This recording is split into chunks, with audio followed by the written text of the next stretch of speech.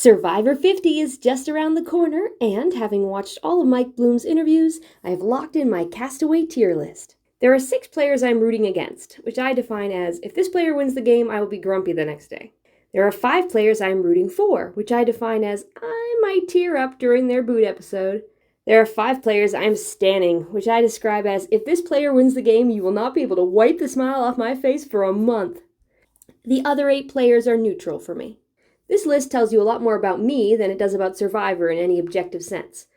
Camilla said it best when she said about Colby, I don't think we have a single thing in common other than we need food and water to survive. I have a ton in common with Camilla.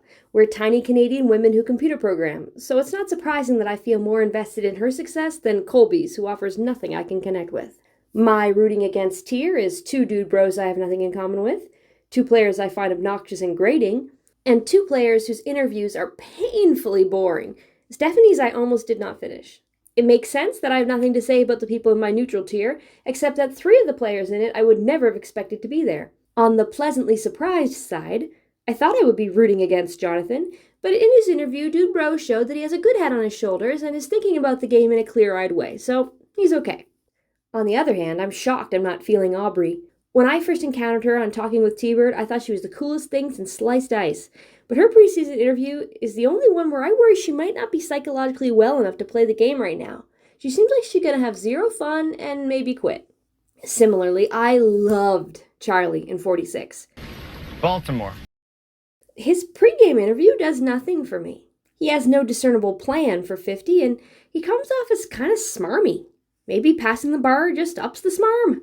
Up on the rooting for list is the reverse Charlie. I could not stand Q in 46. I thought he was fake and playing the spoiler instead of playing to win, but maybe that was a big mistake on my part. Of all 24 people on this cast, I think Q has the most well thought out and realistic strategy for 50. If he can follow his plan and not do anything insane, he could actually win. I'm also surprised to be rooting for Ozzy. I had a preconceived notion that he was just another shallow dude bro, but he amazed me. At a beep boop level, Christian might be the smartest person on this cast, but I suspect Ozzy is the wisest. I'm also rooting for Christian and Tiff because they seem like nice, interesting people that I would be friends with in real life. And Sari, because watching her preseason interview, I now understand why she is so beloved. Likeability factor of 11. Now for the standing tier. Camilla, as aforementioned, is the most like me of anyone on this cast. Genevieve is so disarmingly charming and charmingly disarming. One of the funniest through lines of the interview series for me is how everyone is terrified of her, having watched her season. Genevieve will put poison in your coffee and ask you to drink it. What's funny about that is how it contrasts with her interview, which doesn't even seem like an interview, but more like a perfect first date. The great thing for me is I have no friends on this cast. Not no friends period, but I can see why you might have interpreted it that way. Never. You were a queen bee. Wow, you have such a good memory. Yeah, listen, I when it's an incredible person I get the chance to, I remember every second of our time together. Sure, you got the tapes. Chrissy seems to be the sweetest person on the cast and the happiest to be there. How can you watch the following 4 seconds and not want her to win the whole thing? How are you doing? I'm doing so good. I'm on season 50. I also know Chrissy from her Road to Reality interview with Kellen, where she shows herself to be as smart and wise as she is warm and adorable.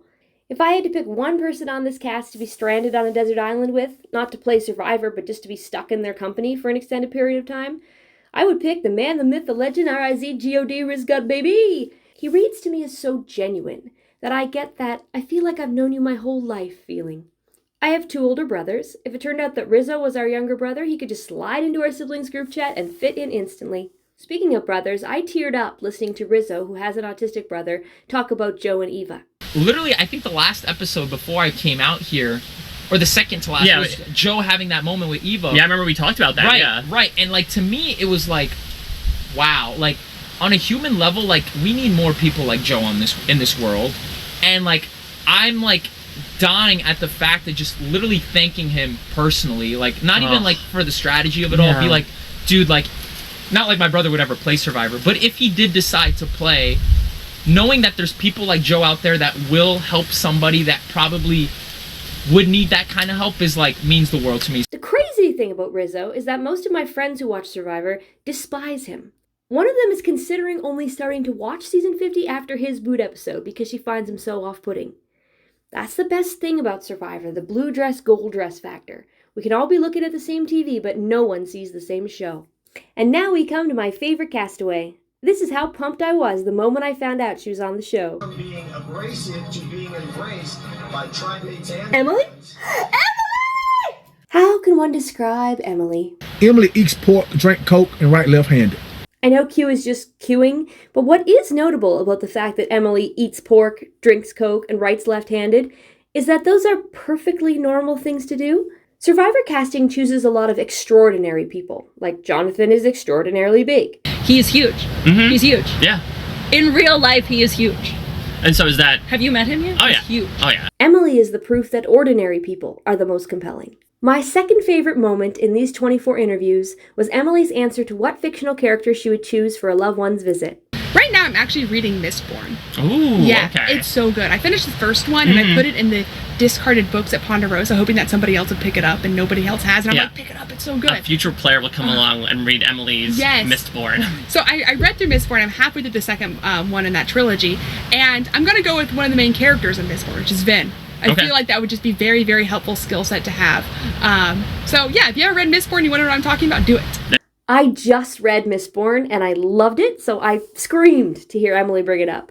My number one favorite moment was this bit from Ozzy. I feel like she's the right amount of nerdy that I can connect with her on. Like, I've seen her reading some fantasy books and about some fantasy authors that I really like.